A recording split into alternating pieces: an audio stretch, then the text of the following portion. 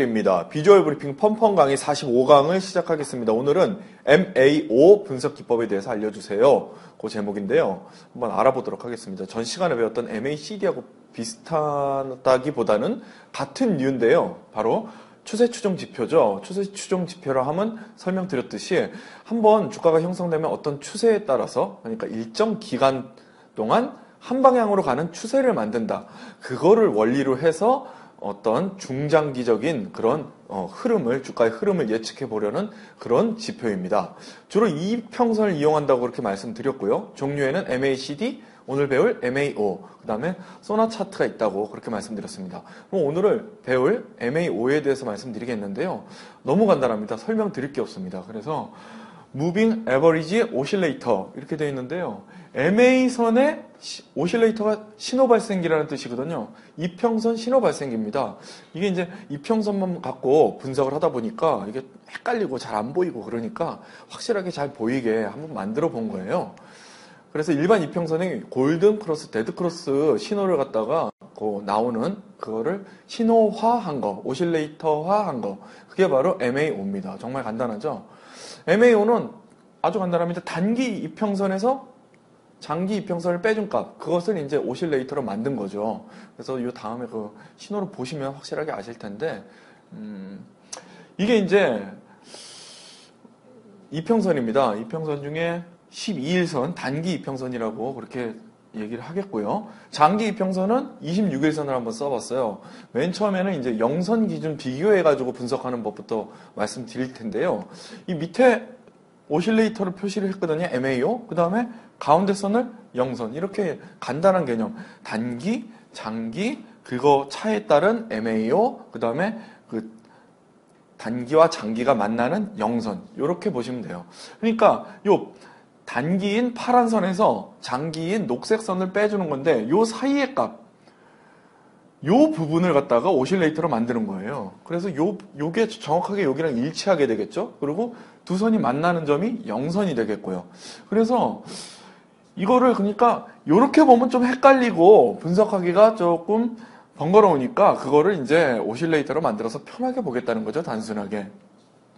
그러면 단기 이평선이 장기 이평선을 아래로 돌파할 때 바로 데드 크로스죠.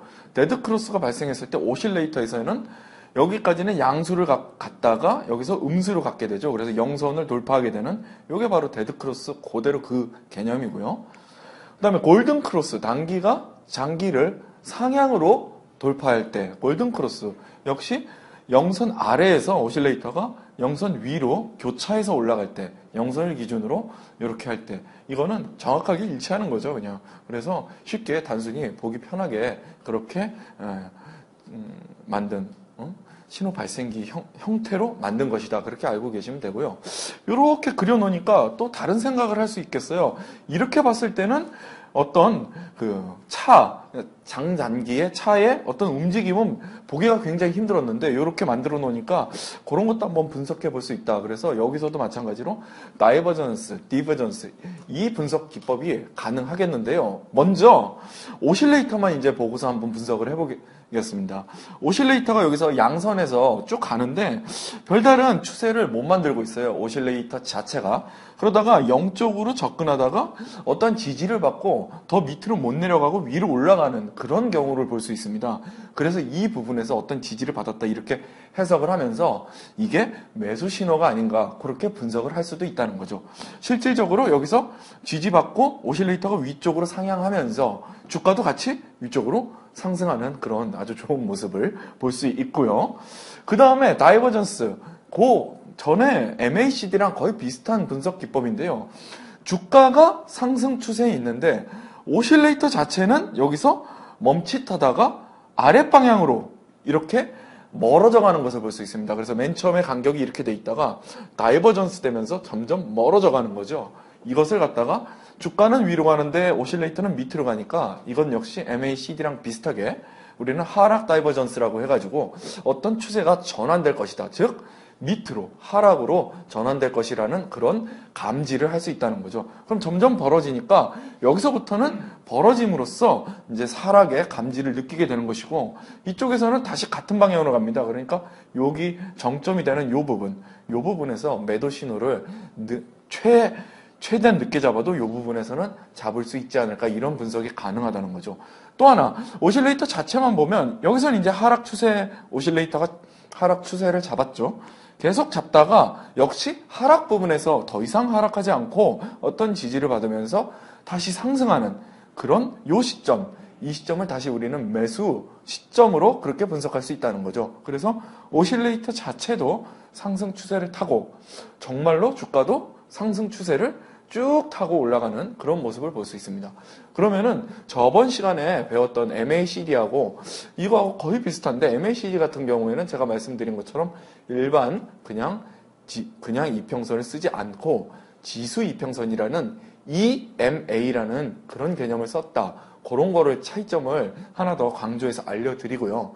그 지수 이평선 EMA라는 개념을 쓴 게 요거랑 얼마나 다른지 한번 보도록 하겠습니다. 요게 MACD인데요. 요거 같은 경우 좀 일찍 다이버전스가 시작한 걸 볼 수 있습니다. 다시 한번 돌려서 봐볼게요. 여기서 시작됐죠, 정확하게 다이버전스. MAO 같은 경우에 이 부분에서 시작했는데 MACD 같은 경우에 바로 요 부분 조금 더 일찍 발생되는 그게 싫어가지고 하여튼 이렇게 늦게 발생되는 이평선의 성격이 싫어서 MACD를 만들었자 그랬잖아요. 그래서 MACD 같은 경우에는 요거보단 당겨져서 이렇게 신호가 발생된다는 거 요거를 다시 한번 확인 드리고요. 이게 꼭 좋은 것만 아니다. 지금 제가 보여드리는 거는 이렇게 딱 맞아 떨어져서 같은 추세로 가기 때문에 더 좋은데 일찍 발생됐는데 더 안 좋을 수도 있다는 거 요것도 꼭 참고하시기를 바랍니다. 네, 이상으로 설명을 마치도록 하겠습니다. 감사합니다.